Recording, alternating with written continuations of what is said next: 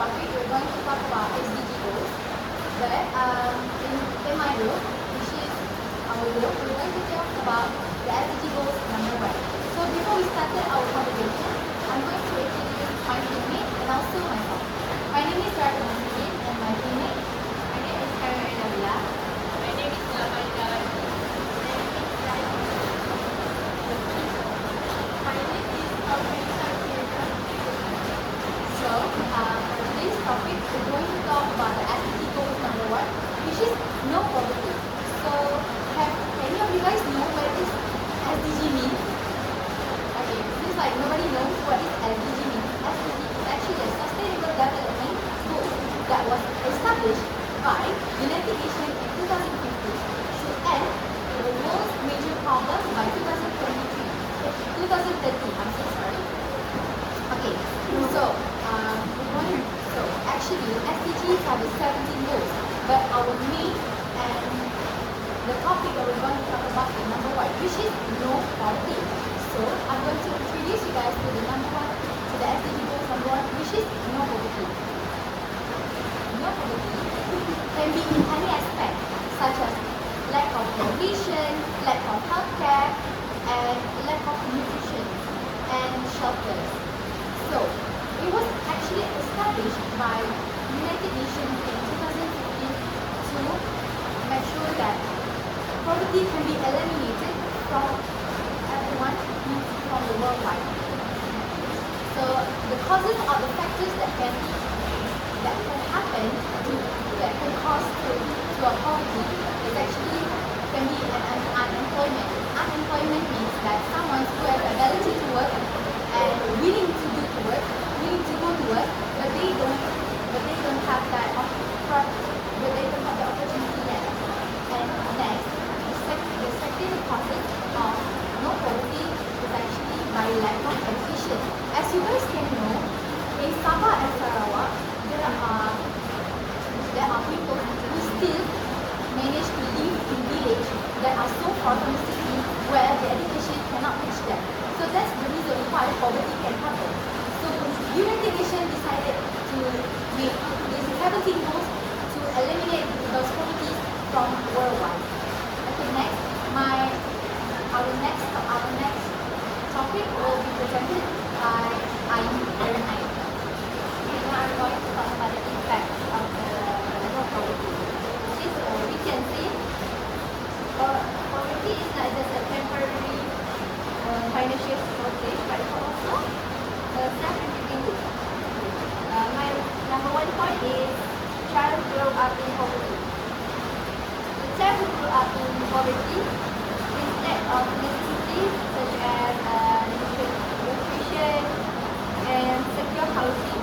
Also, this they didn't get the basic necessity as we are, or the essential as the others get. And the second one is, I think, the disadvantages in education and skill. Which is, if they didn't go to school, how can they get the education, and also it's hard for them to get a job, well-paying, and it almost seems impossible to get a job without any education or specialized skill. The other one is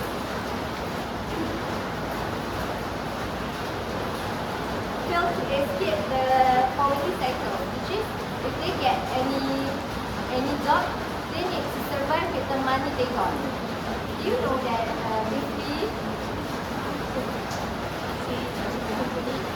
if they only get, okay, let's say in Malaysia, we get 50 for a day. They need to use for basic, which is food and also medicine. So they didn't get the chance to save their money or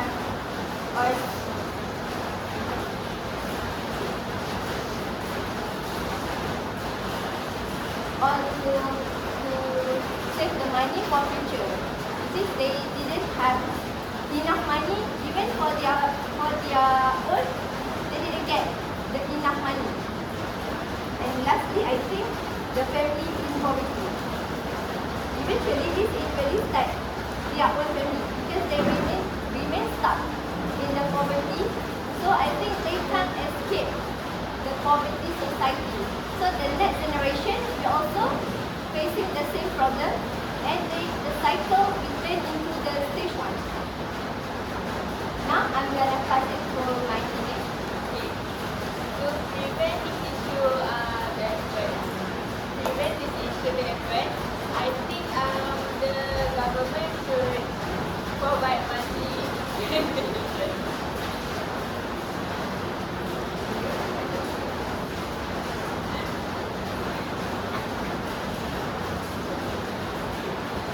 to provide yeah.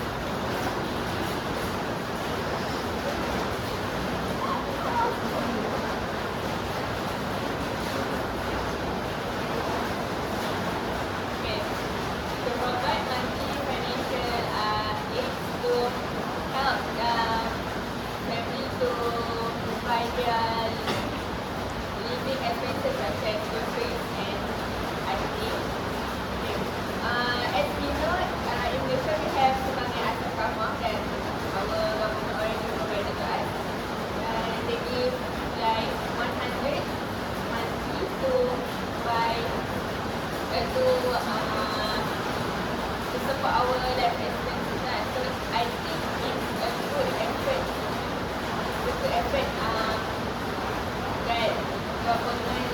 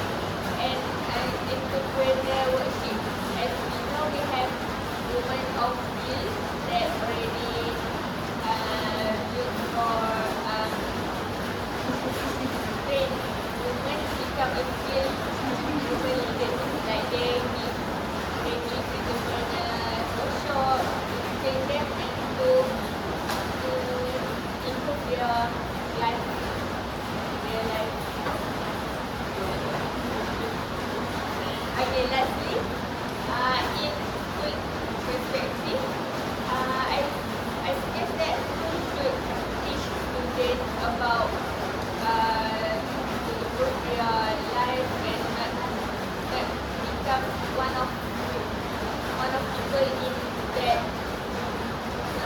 circle that have poverty issues in their lectures or activities. Secondly, the school should organize charities such as food, clothes, or food. Like they can select their previous students or food to give to the new students who can't afford to buy the new one. Okay, lastly, they can encourage students to join community service such as go to poor family house and help the family. So that I think that activities can open their mind about the effect of the poverty, and maybe that can improve that can give them encourage to improve their life. Okay, that's all for me, and I just request that So I agree with all my friends' point. And conclusion for the poverty is poverty. Let me know poverty is one of the most serious issues in the world today. Because many people still struggle to afford basic needs such as food, water, job, food, education, and healthcare. So I believe poverty not only affects individuals but also impact the development of society. So government and society is very important in reducing the poverty society. So from my perspective, everyone deserves equal opportunities for a better life. Poverty, foreign countries also should be supported by organizations like the World Bank. So where they subsidize loans to other countries to help them. To end the poverty also, these countries should cooperate with each other to help the poor countries. So in conclusion, we must work together to reduce poverty and create a brighter future for everyone. That's all from